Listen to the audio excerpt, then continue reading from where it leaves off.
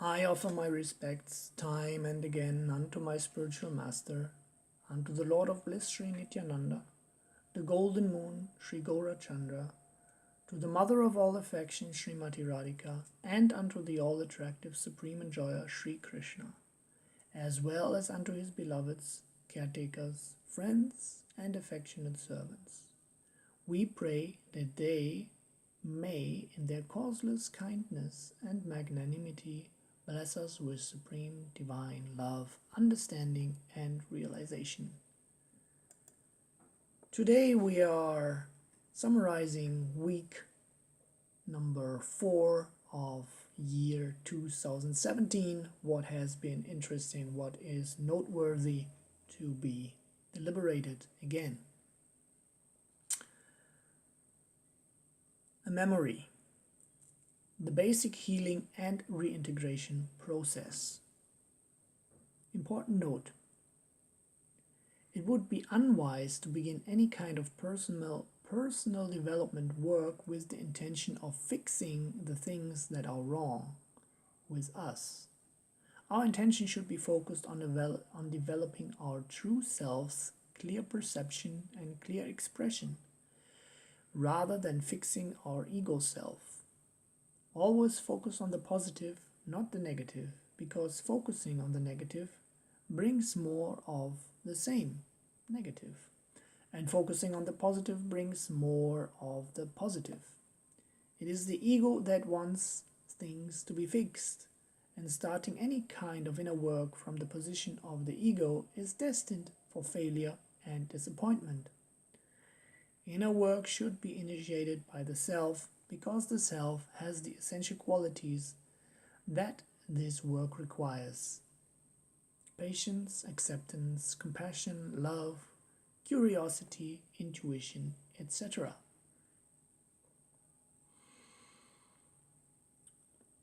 Also, silent space is the bursting ground of God realization.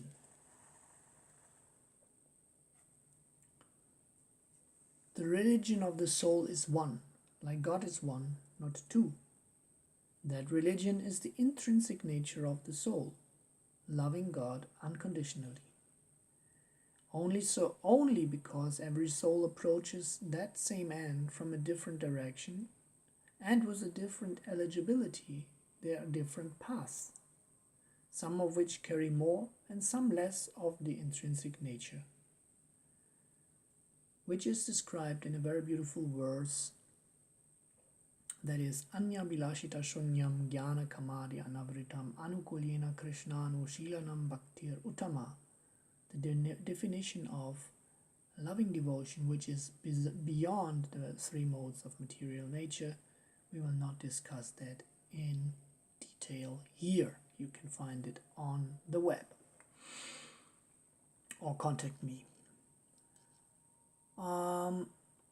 The exuberance of love loves sharing. Love flows and then overflows. To stop this flow would not be love. The abundance of life that is love is always there, whether one connects with her or withdraws from her.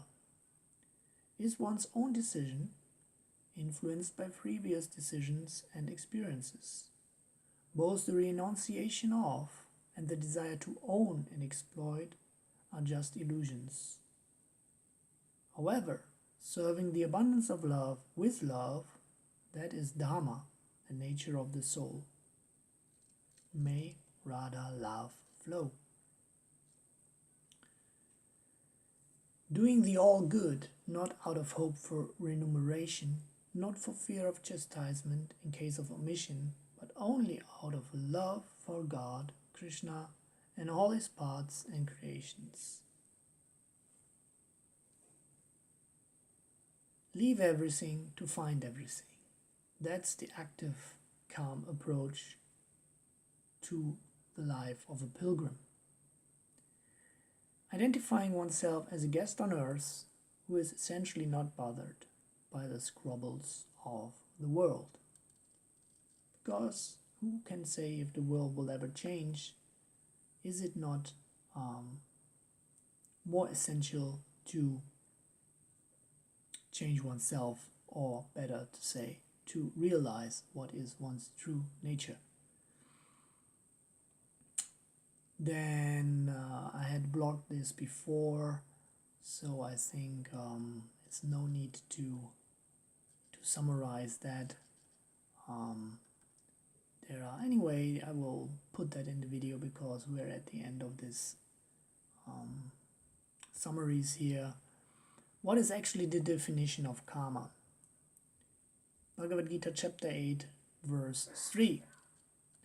The Supreme Lord said, the indestructible transcendental living entity is called Brahman, or consciousness, and his eternal nature is called the Self, which is contrary to the temporary natures we identify with. Action pertaining to the development of material bodies is called karma, or fruitive activities.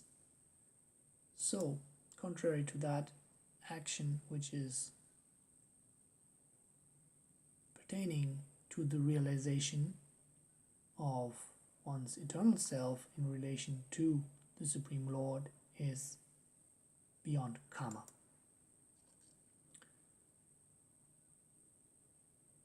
This samyama, concentration, meditation and contemplative trance is the great instrument of acquiring all knowledge of supersensuous varieties. It is the strong searchlight of the mind, which when turned on any object reveals its inmost core. It is the great light of wisdom, pragyaloka. This samyama must be applied to plane after plane of nature, physical, astral, mental, etc. One cannot jump to a higher plane, leaving aside an intermediate plane.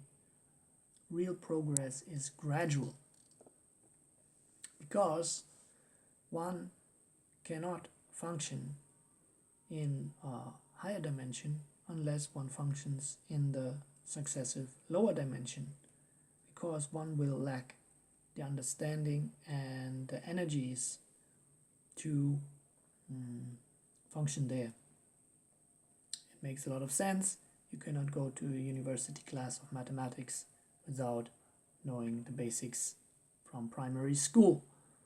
So similarly, in consciousness, there are laws, there are attitudes, there are moods, there are so many aspects to transcendental life as well, and different steps in that direction.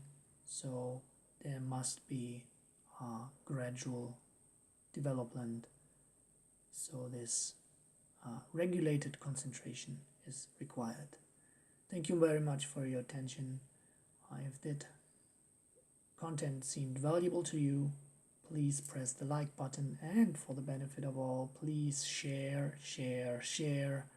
I'm looking forward to your responses and to your support.